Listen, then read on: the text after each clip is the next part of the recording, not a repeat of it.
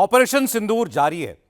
आज army, air force और navy ने देश के सामने फिर से ऐलान किया कि ऑपरेशन सिंदूर जारी रहेगा। तीनों सेनाओं ने दो टूक कहा कि पाकिस्तान अपने आतंकी अड्डे चाहे जहां छिपा ले, हिंदुस्तान की निगाहों से बच नहीं सकते। साथ ही यह नसीहत भी दी है कि पाकिस्तान झूठ की फैक्ट्रियों से ज्यादा जंग की तैयारी पर खर्च करे, क्योंकि अब की बार बहुत कड़ी मार पड़ने वाली है। बाकी बातें इस रिपोर्ट में हैं। समर शेष है, नहीं पाप का भागी केवल व्याध। जो छद्म है, समय लिखेगा उनका भी अपराध। अभी नेवी की बारी है। आपकी इच्छाएं और तमन्नाओं को भी हम सब मिलकर भरपूर तरह से पूरा करेंगे। Operation Sindoor was not an end. It was just the beginning.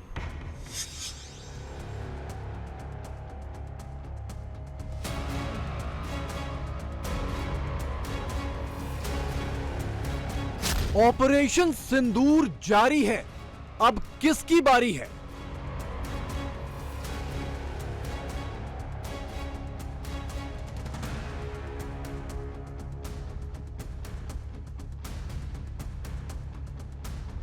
वो चाहे हाफिज सईद साहब के मुजाहिदीन हो, मौलाना मसूद अजहर साहब के मुजाहिदीन हो, इन लोगों को स्टेट ओन करे। पाकिस्तान को घर में घुसकर कैसे मारा था, ठीक एक साल पहले सेना के 3 अफसरों ने पूरी दुनिया को बताया था। एक साल बाद भारतीय सेना के वही 3 अफसर बता रहे हैं कि अब पाकिस्तान को कैसे मारेंगे, क्योंकि ऑपरेशन सिंदूर तो रुका नहीं है। ऑपरेशन सिंदूर अभी खत्म नहीं हुआ है। भाईजान नूर खान बेस में आगे गिरा है। ये अटैक हुआ है नूर खान बेस पे।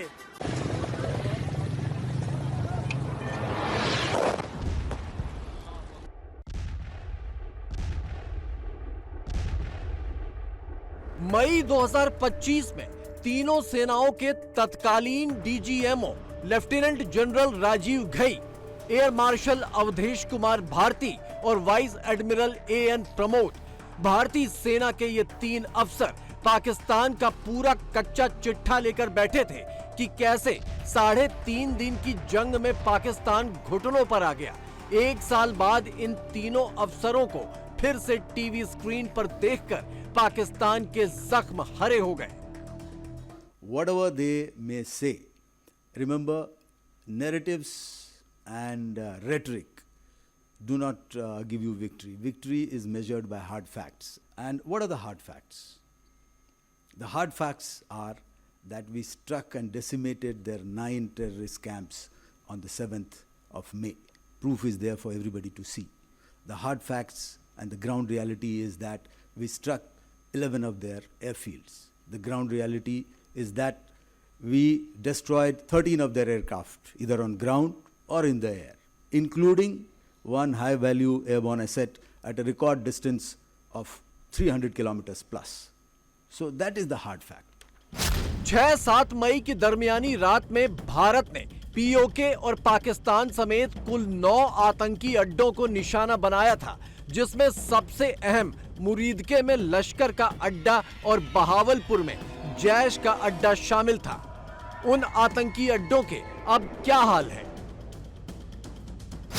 पाकिस्तानी फील्ड मार्शल आसिम मुनीर ने जनवरी 2026 में बहावलपुर का दौरा किया था, खंडहर हुए जैश के आतंकी अड्डे का निरीक्षण किया था और इसे फिर से बनाने के लिए फंड का ऐलान किया था।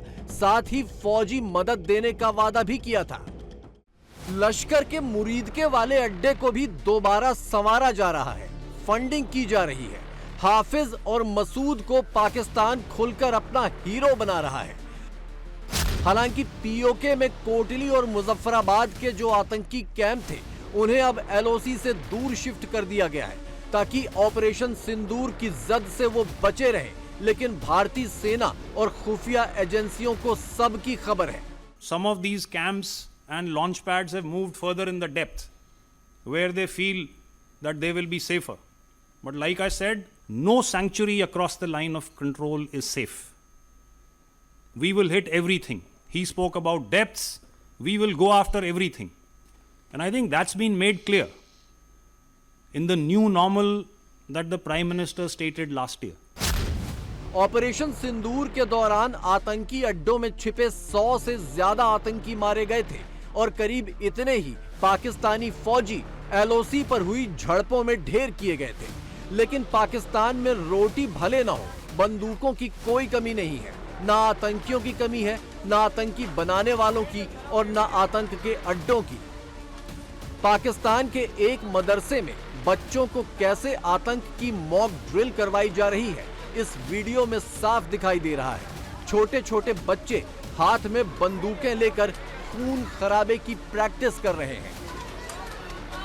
ये तो शहीद है, ये तो गाजी है, शहीद है कि पता नहीं जिहादी है, और ये तो बड़े नेक काम कर रहा था। तो मेरा ख्याल है इसी वजह से हम लोग एफएटीएफ में गए, और एफएटीएफ में हम इस वजह से नहीं गए कि जी हमें भारत ने कह दिया कि एफएटीएफ में। भारत ने भी तो कोई सबूत तो दिए होंगे, और अगर नहीं दिए तो अब ये सारी हरकतें जो हम करते हैं वो क्या है।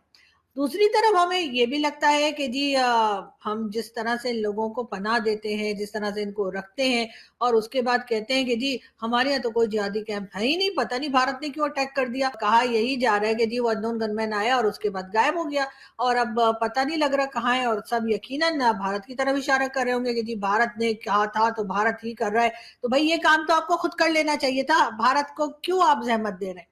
इसलिए कि ये सांप और बिच्छू और ये कह लीजिए जो बैकयार्ड में आपने पाल के रखे हैं, ये तो आपने अपने ही लिए नुकसान किया। पहले तो आपका ख्याल था कि शायद यहाँ निकल जाएंगे, पड़ोसियों को डस के वापस आ जाएंगे, लेकिन ये याद रखिए कि जो इधर उधर जाके दूसरों के लिए जो सांप आप छोड़ते हैं, वो कभी ना कभी जाकर आपको खुद को भी डसता है।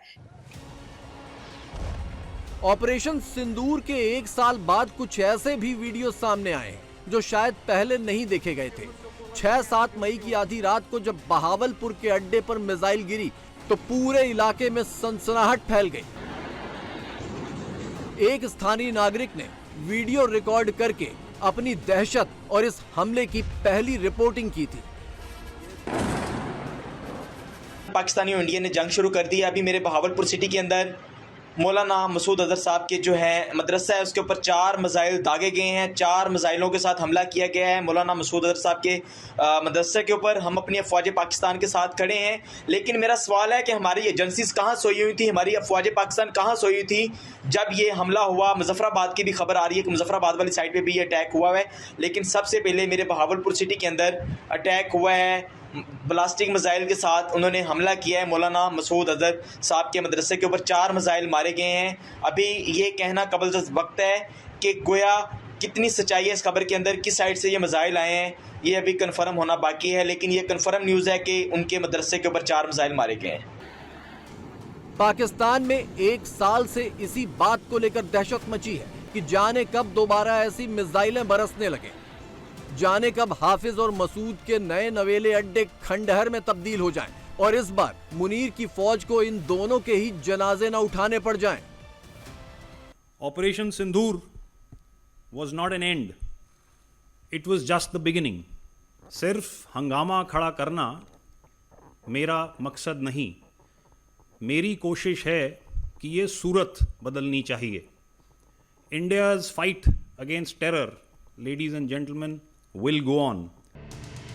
वो पाकिस्तान ही क्या जो मान जाए।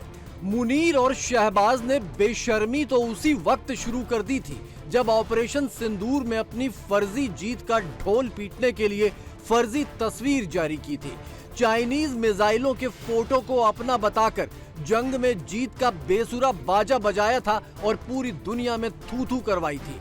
और अभी 1 साल बाद भी उसी झूठ को नेशनल फेस्टिवल की तरह मनाए जा रहे हैं। इस जंग का नुकसान हुआ 1 साल के बाद। दोनों मैंने कहा कि बड़े बड़े दावे तो कर रहे हैं, लेकिन असल हकीकतें इसके अलावा है। वो पूल लोग के हार पहना रही थी, हालांकि ग्राउंड जंग तो कोई हुई नहीं थी। तो वो बोल रहे हैं कि जी हमारी फोर्सेस जो हैं इन लोगों की हिफाजत करती हैं, और मतलब बड़ी कंट्रोवर्शियल किस्म की बात। मुझे बड़ी हैरानगी हुई, और क्योंकि इन चीज़ों की वजह से हम लोग FATF में तकरीबन 4 साल तक ग्रे लिस्ट में रहे। वैसे FATF से निकल के भी हमारे हालात कुछ अच्छे नहीं है, बट एक चीज थी, एक तलवार थी जो सर पे लटक रही थी और ब्लैक लिस्ट में जाया जा सकता था। At the end of the day, if the Pakistanis were to make the same amount of investment in their battle fighting ability as much as they do in the narrative, I think they would have fared much better. So, that's advice that they could take.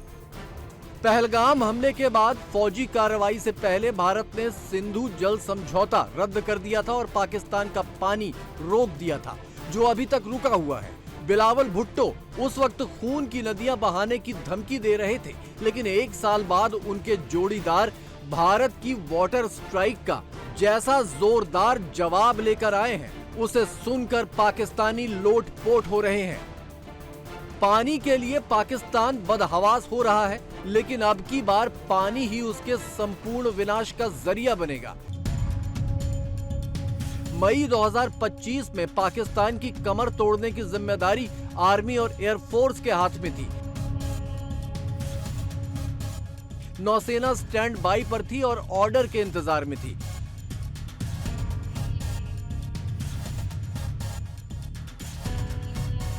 इस बार operation सिंदूर restart हुआ तो Indian navy पिछले साल की कसर पूरी कर लेगी।